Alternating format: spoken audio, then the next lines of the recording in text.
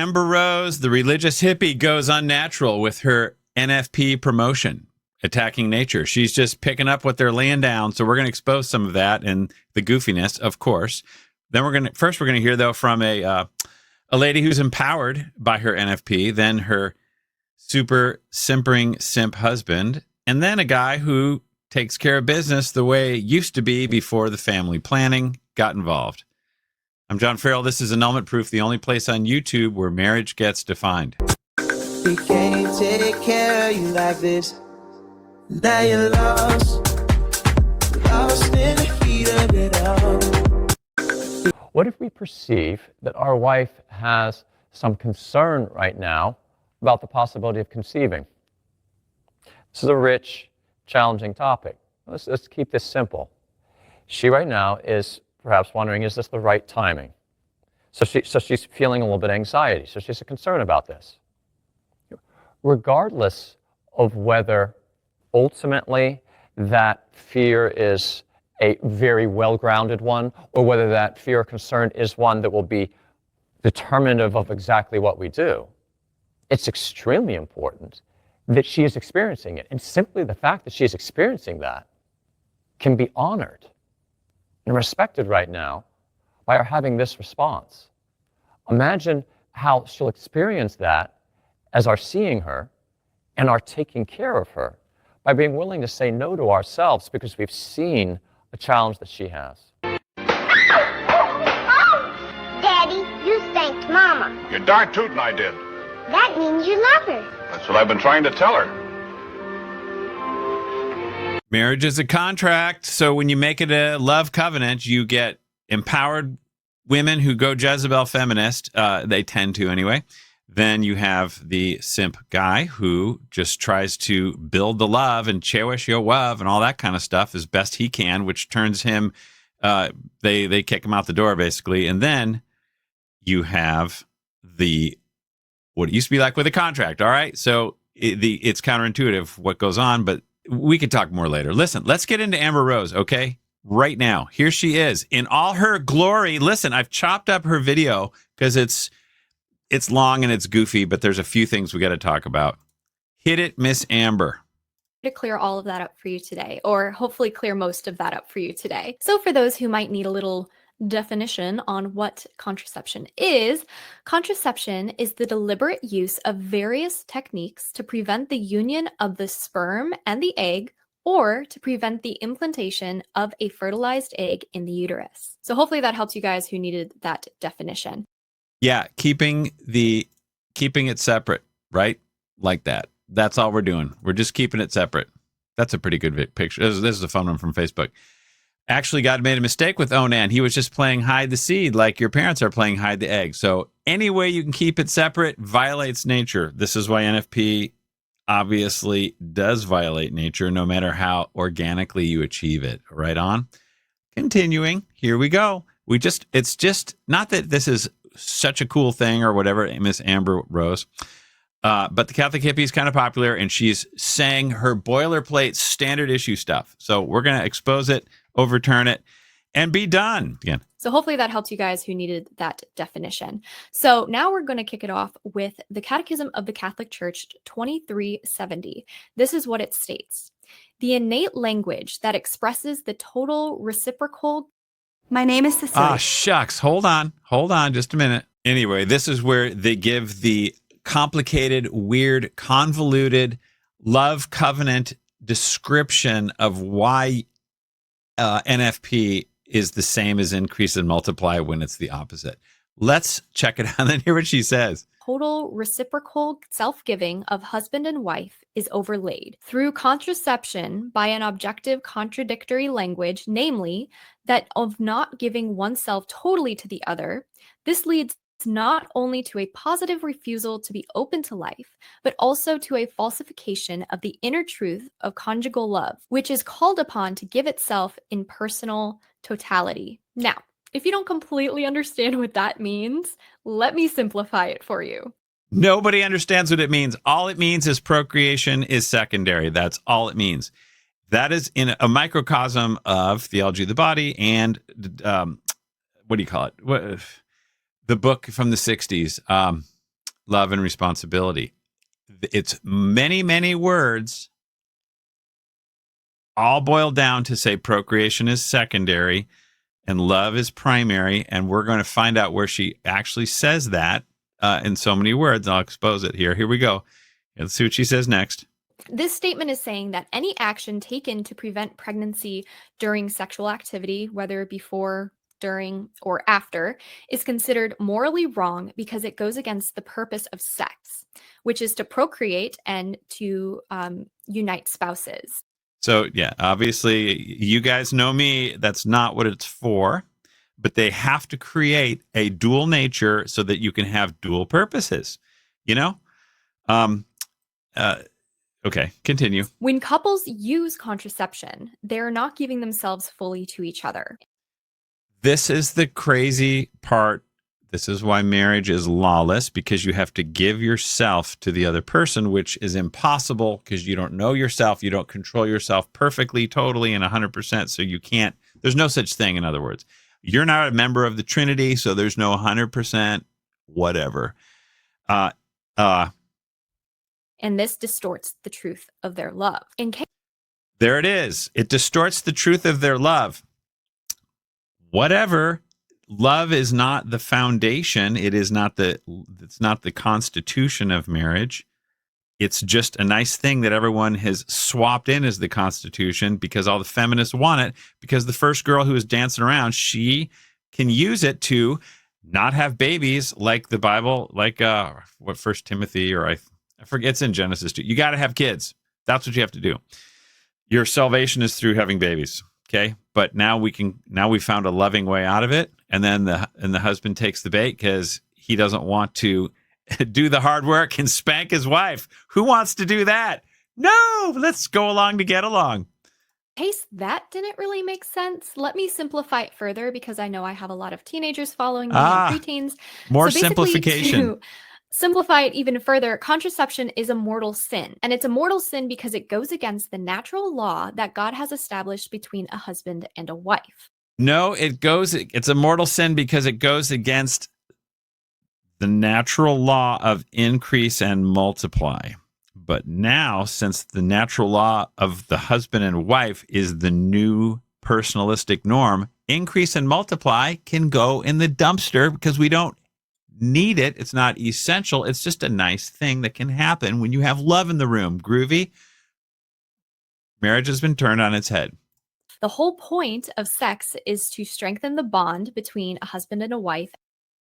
There's no such thing. There's no legal description for the bond that she's referring to. The bond is basically the contract. It's one flesh. Like when you become baptized, you're a new creation. Okay.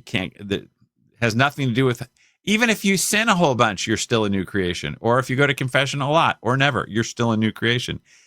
If you hate your spouse or love your spouse, if you beat your spouse, if you buy them flowers or whatever, there's a bond there and it doesn't go up and down or change.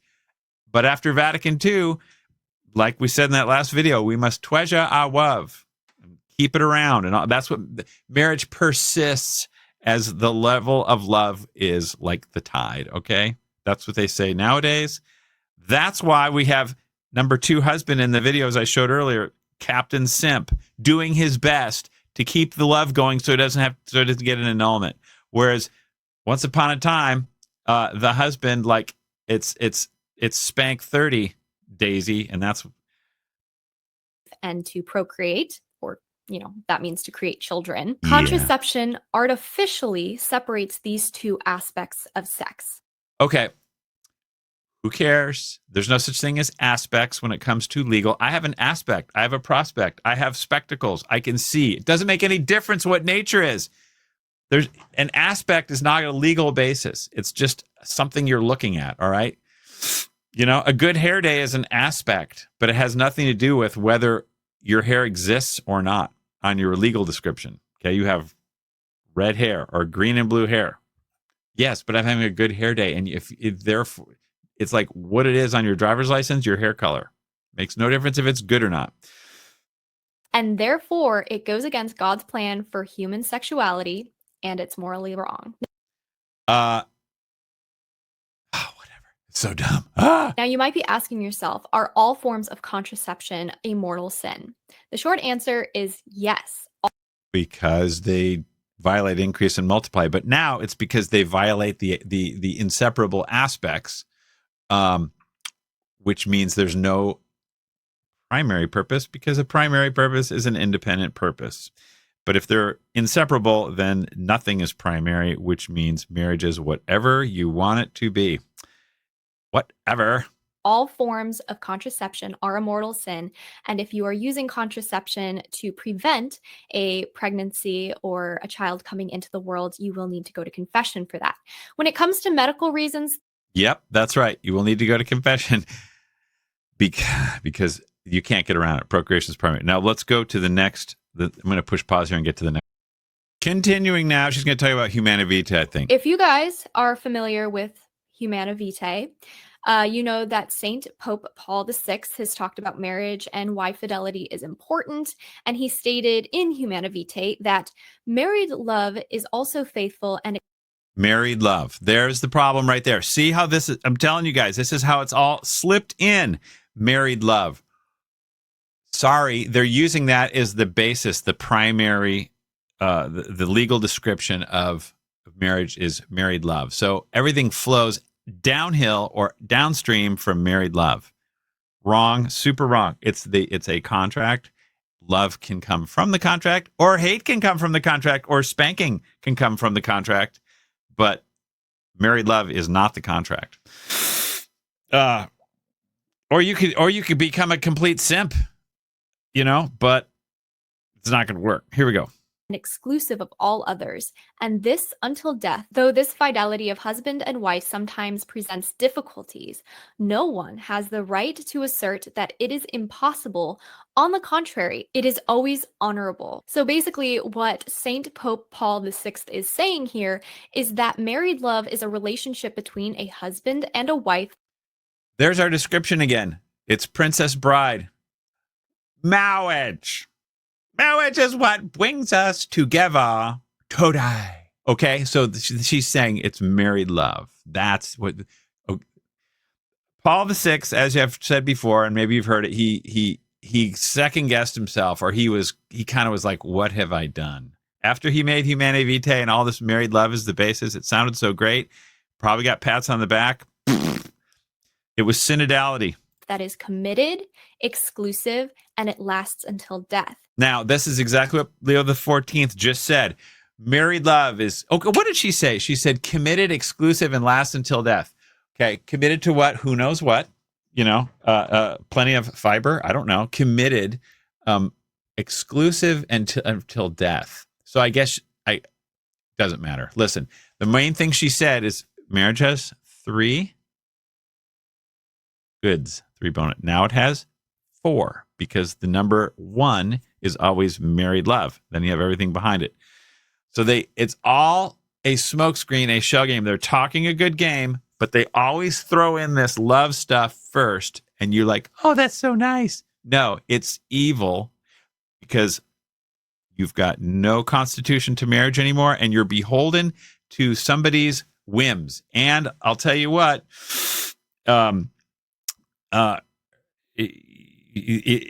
hell hath no fury like a man scorned, said no one ever. Dig it? Okay. In the Gospel of Matthew 19, 3 through 12, Jesus speaks about the permanence of marriage. So I highly suggest you guys look up that Bible verse. Yeah, but if you look that up, they'll tell you there's no permanence because unless the marriage is unlawful, then you can just, all this goes out the window. So what they're saying is if you can get an annulment, it's all gone. So because you can get an annulment, marriage is not permanent anymore. And all this commitment stuff means 0. Because if it's not a contract, if it's just a love thing, in Matthew 19:9, divorce offends nothing. There's no justice involved. But what it is actually is you can separate, aka put away, for grave cause, for adultery. Adultery is an umbrella term for everything that's against marriage. But you have to get the bishop's permission. You have to go through the due process. And then you have to move back together when things, when you solve the problem. But it's got to be governed by the bishop. This is why it's wedlock. This is why marriage is permanent. When you add NFP to the contract, it's all up in the air and it's all feelings based. And this is why marriage is deader than disco. Okay, let's go to the next segment. Hold on. We'll start listening and hope we don't get a commercial. What's she going to talk about? Oh, what is NFP? Planning is a method used by Catholic couples and some non-Catholic couples, you don't have to be Catholic to use this, to plan for conception without using artificial contraceptives. Plan for conception. So increase and multiply is thanks God for the nature. We ain't having it because we're going to plan, and that way we can be empowered. Okay, sound a little bit feminist, sound a little bit Margaret Sanger. That's because it is. By the way, Margaret Sanger was the one who said procreation is secondary. And this is all natural family planning is. Procreation is secondary. We're open to it. Hold on. Check this out, okay? Check out my background here. Let me see if I can move over here. Open to life abortion clinic. They're open. Hey, if we have a botched abortion, it's cool. Or if you want to have a baby, that's cool. But if you don't, you have all you need to be is open. You don't have to be. So you have to be oriented toward life. That's my point. That is the point. Forgot what I was going to say. Let's keep going. Let's put her back on. Amber. I was joking that Amber Rose sounds like a character for a new Disney movie.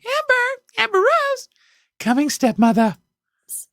Basically, it involves tracking a woman's menstrual cycle to determine when she's most fertile and abstaining from sex during those days if the couple wants to avoid pregnancy.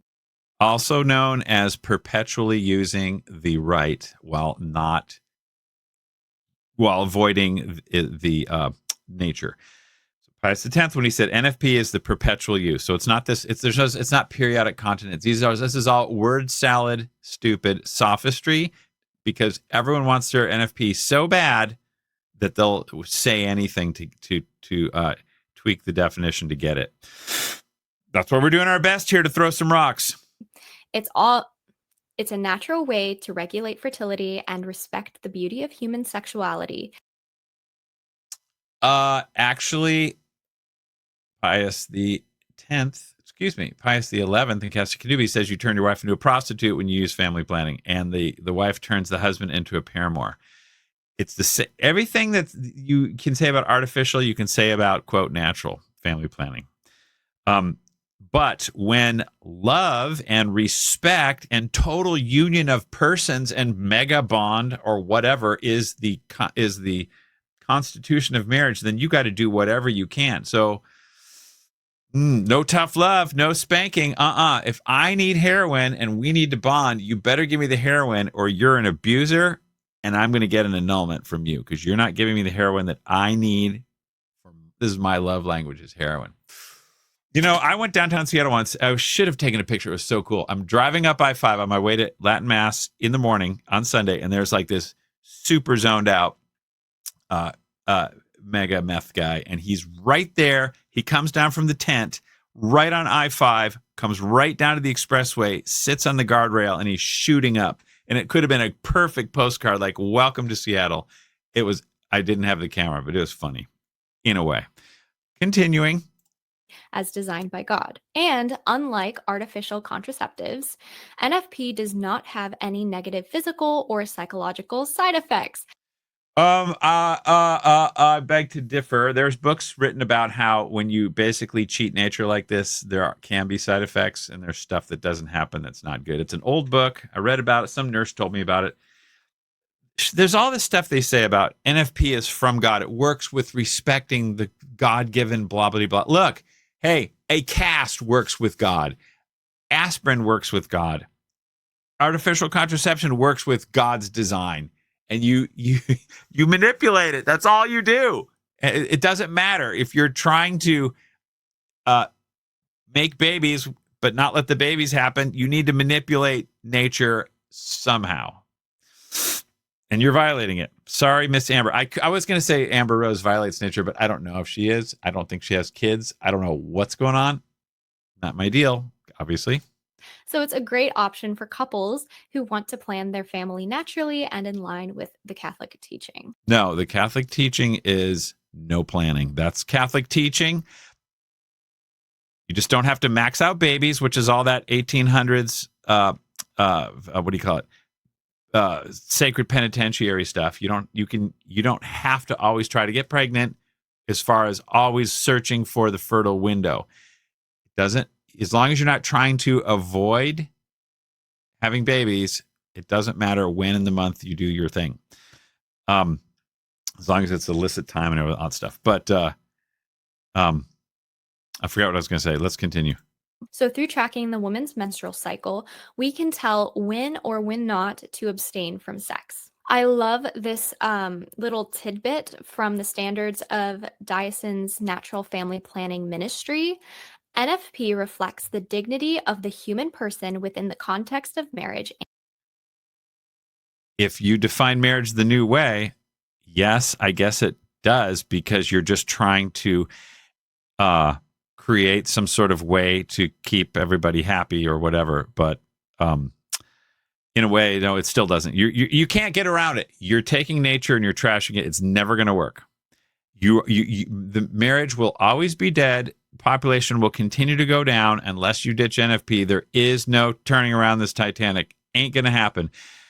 Everyone who hears my voice, who's married, knows there are circumstances that seem hard and that we shouldn't have kids. Every single person. So everyone needs to use NFP, right? No. By the way, I guess any spouse could just sabotage the relationship and say, we're not getting along right now, so it's just not a good time for a baby. See what I mean? You're going to get married. There's some things that are non-negotiable, and one of those is tweaking or manipulating increase and multiply. And family life. It promotes openness to life and recognizes the value of the child. Openness to life is not Catholic. It's Planned Parenthood. We must be oriented toward life, unless we have a new purpose for marriage, which is this love thing. So we only need to be open to life, but we have to pursue love. Whereas before, we only had to be open to love, but we had to pursue life. It's on its head. You can't create new nature. Bruce Jenner disagrees, but I'm a broken record on this. By respecting the love-giving and life-giving natures of marriage and life-giving and love-giving natures. There's only one nature, and it's life-giving nature. That's it. There's no love-giving nature. Okay? That's not nature, and love is supernatural or charity and, whatever. It can happen naturally, but it's not a natural purpose. It's not the essence. It's not the legal essence, which is why spouses have to give tough love, and that is charity. And if you're wrecking my vibe, too frickin' bad. So you might get spanked or vice versa. I don't think my wife would spank me. That would be funny. NFP can enrich the bond between husband and wife. Now you might be saying, okay. Enrich the bond. NFP can enrich the bond. Well, contraception can too, I suppose. But the bond, as we said, exists like the sun in the sky, whether you're hiding in a cave or looking at it, it's still there and it makes no difference. There's no such thing as a bond. There can be fuzzy-wuzzy feelings, but homos can have fuzzy-wuzzy feelings too. You have to be pursuing procreation. So Amber Rose, I think, shadow banned me or whatever you want to call it, blocked me on Twitter. I can't comment on any of her stuff, and she's kind of like, she's got her ministry and she's doing her thing, so she can't really get into this. Which reminds me, if you listen this far, I'll take please click like, because I could use likes because it helps. And unlike Amber Rose, I'll talk to you all day and all night on the comment section about whatever you want to talk about. And we don't just say, I don't do drive-by shoutings. I'll talk as much as you need. Here we go. All right, well, that sounds like contraceptives to me, Amber. Well, it's not. And let me tell you why. No. So the first thing is that the word contraception literally means against conception. And Humanity Vitae 16 says if you're going to use artificial contraception or natural family planning, whatever you want to call it, they're both for the same identical purpose. It cannot be denied, it says, which is we don't want no kids, yo. That's all it is. It comes from the Latin word and it literally translates to Literally. against conception. Its main role is to artificially prevent life from coming into the world through sex. Artificially prevent life. Okay, so how do you naturally prevent life? There's no such thing as naturally preventing life, because life is naturally to happen. Okay, you don't naturally prevent life. There's no such thing. Increase and multiply is nature. There's no exception clause. There is an exception clause to living together in marriage. It's called put away, and it's in Matthew 19. You can put away your spouse, but you cannot put away increase and multiply. I hope I'm not popping my peas too much. On the other hand, natural family planning respects life and the natural order of our fertility. Gaslighting. Contraception respects life and the natural order of our fertility. It just says we're going to manipulate it. NFP, you can call it all the respect you want. We're just going to manipulate it. You know, you can use sunscreen, or you can stay in the house, or you can never go outside until it's dark. Either way, you ain't getting a tan. Doesn't matter how you do it. Therefore, it's not going against God's design for us, and NFP is not a mortal sin. It's not going against God's design for us. God's design for us is to not violate nature. And so increase and multiply is nature. Unless you have a new purpose for marriage, which is this unity bond, Christopher West, pump up the jams situation, I guess now you can call your NFP groovy, because it helps us. It help. Let's go. I just wanted to clear that up, because some people might be like, oh, well, it's still a contraception. No. It's because it is silly. Sorry, it just is. It's so obvious. It's obvious. Contraceptives are artificial means to prevent life from coming into the world. With NFP, if God wants you to get pregnant and you're doing everything right with NFP, then you're going to get pregnant. With artificial contraception, if you're doing everything right with artificial contraception and God wants you to get pregnant, you're going to get pregnant. Anyways, but honestly, being open to life is kind of a part of being married. It didn't used to be. Open to life was never kind of a part of being married. You had to be oriented toward life. You had to pursue procreation. It's a venial sin to want to not get pregnant. It's a mortal sin if you manipulate things so that you don't get pregnant. Onan was the manipulator. So you definitely want to be open to life if you're considering getting married. Oh no, commercial. Hold on. Now we're going to talk about NFP for big families, something like that. Let's see what she says. NFP is only for big families. Not true. It is not just for couples who are looking to have big families. It can also be used to help space out pregnancies to plan your family size better, especially if you're struggling financially or something. Everyone's struggling financially at some point, pretty much everybody. To plan your families better. No one plans your family better than God, which is why he said hands off nature. Onan tried to plan his family better than God, and he got electrocuted in a bad way, which is what NFP is. There's no salvation in NFP. Okay. It's going to fall apart in its own contradictions, particularly if we can kind of get past the propaganda, which we're trying to do with this video. Along those lines. And NFP helps you to achieve your family planning goals naturally. Your family planning goals. Sorry, that just taps my hide. You don't get natural family planning goals. And it's not natural anyway. But she thinks it is because she's been told it is, and it sounds good. And I don't know. I think she's married. I don't think she's got kids. What do I know, though?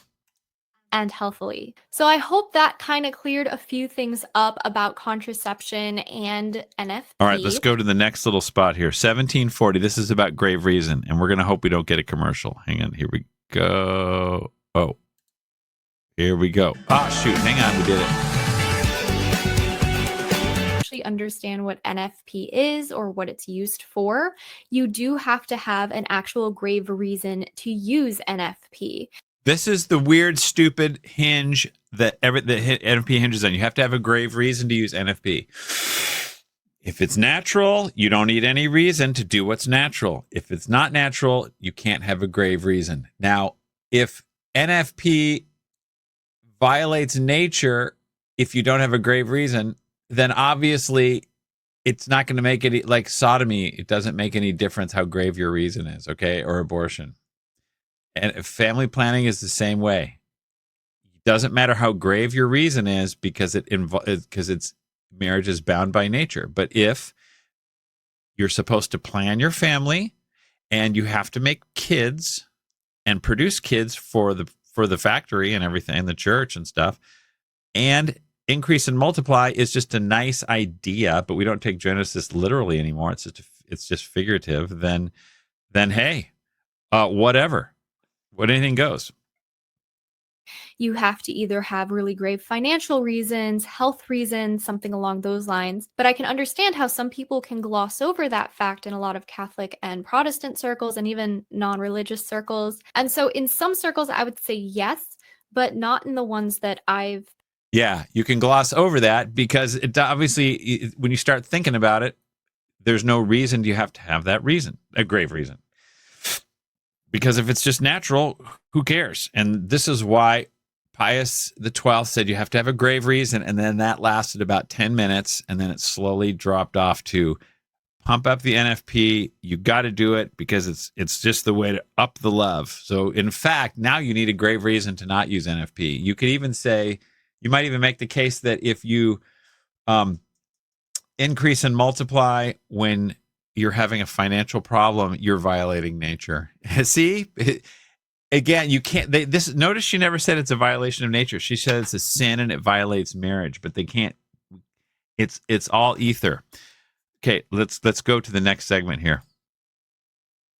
And we'll just hope we don't get a commercial.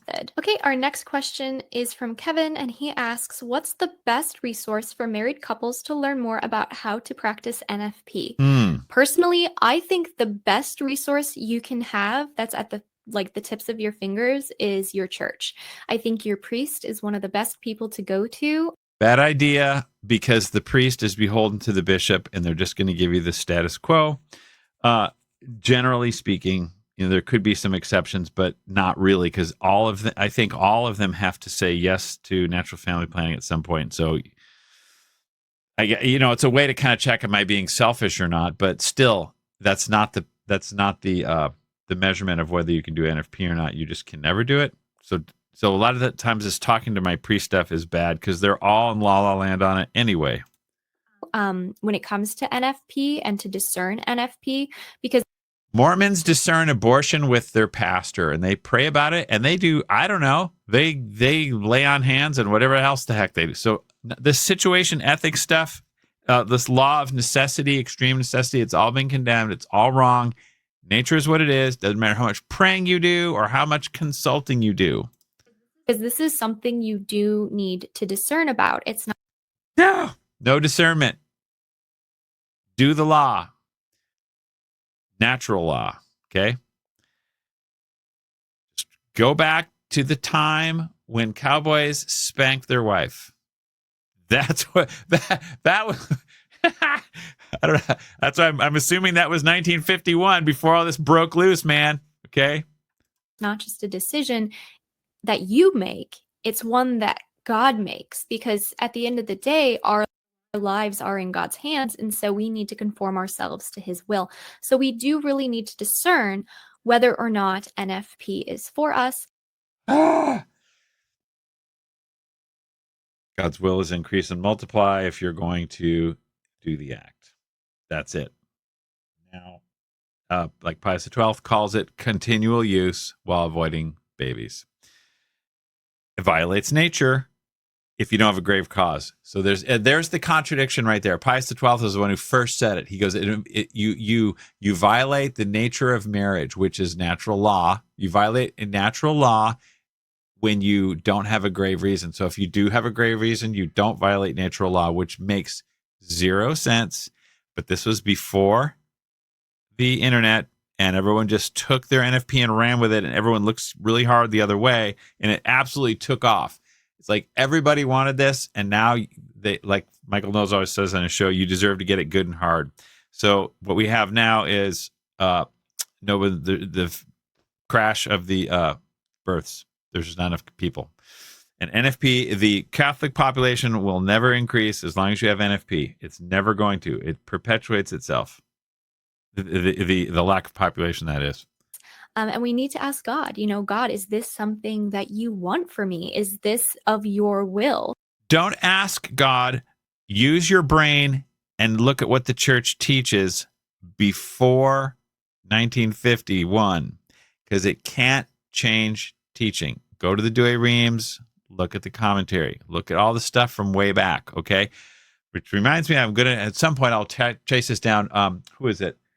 Father Mike Schmitz, Captain Excitement himself, keeps on repeating, along with everyone else over at Ascension Press, a fake quote from St. Thomas Aquinas, which says, the more conjugal acts you have with your spouse, the holier you get. This is like Vatican II schmooze. He never said that. It's a made-up quote. He says the conjugal act is evil unless made okay through a pursuit of procreation. So anyway, there's that. And so that's something we need to discern. And the best way to do that is to talk to your parish priest. If you're trying to discern what to do, I guess you could, but it's not about discernment. It's about using your head and getting normal. Okay. If whether to have a baby or not by using the conjugal act as a gray area, then nature is a gray area, and then so transgender is fine, and who are you to judge? Okay, that should be, I think that's the end of all we got for they her. have a lot of great resources and tips and tricks. Yeah. And they'll be able to point you in the right direction. Okay, and the last question. No, that's enough. Enough, baby. So look, this all started in Midwives' speech with Pius XII, 1951. It had its internal contradiction, which is nature can never be violated unless you have a grave cause. Then you can violate nature. Don't ask any questions. Move along now. And everyone's like, whoa. So what is the solution? Vatican II crushed everything and created this new inseparable connection between the unitive aspect, which no one knows what it means exactly, and the procreative aspect, which everyone does know what that means. They call it an aspect, and they said, love wins. All right? Till next time, y'all. Peace, baby. Vatican II, Vatican II. The spirit of Vatican II. The scriptures are no longer true since Vatican II. Tie-dyed vestments and rainbow skulls, liturgical dancing and rock and roll, diocesan councils under lay control. This is what we're supposed to extol, so let's dialogue fruitfully with pastoral language ambiguously and be creative.